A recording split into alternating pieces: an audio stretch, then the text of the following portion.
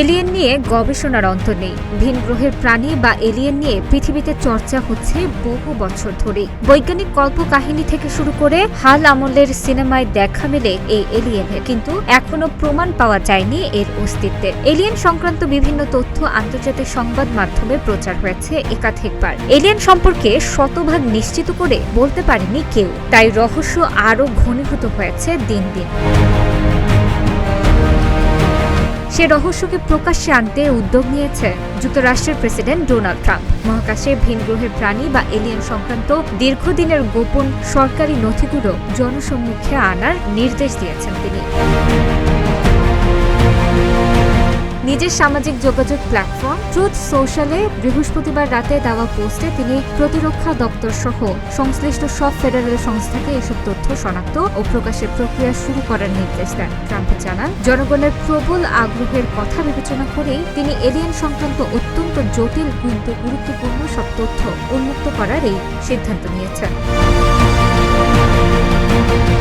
ট্রাম্পের এই আকস্মিক ঘোষণাটি মূলত যুক্তরাষ্ট্রের সাবেক প্রেসিডেন্ট বারাক ওবামার সাম্প্রতিক কিছু মন্তব্যের প্রতিক্রিয়া এসেছে। সম্প্রতি একটি পডকাস্ট সাক্ষাৎকারে ওবামা বলেছিলেন, এলিয়েনরা বাস্তব, যদিও তিনি ব্যক্তিগতভাবে তাদের দেখেননি এবং সরকারি কোনো গোপন কেন্দ্রে তাদের রাখা হয়নি। ওবামার ওই মন্তব্য মুহূর্তেই ভাইরাল হয়ে যায় এবং জনমনে ব্যাপক কৌতূহল সৃষ্টি করে। তবে ওবামা পরবর্তীকালে সামাজিক যোগাযোগ মাধ্যমে তার বক্তব্যের ব্যাখ্যা দিয়ে বলেন, গাণিতিক সম্ভাবনা অনুযায়ী মহাবিশ্বে প্রাণের অস্তিত্ব থাকা স্বাভাবিক হলেও তার শাসনকালে এলিয়েনদের পৃথিবীতে আসার কোনো প্রমাণ তিনি পাননি।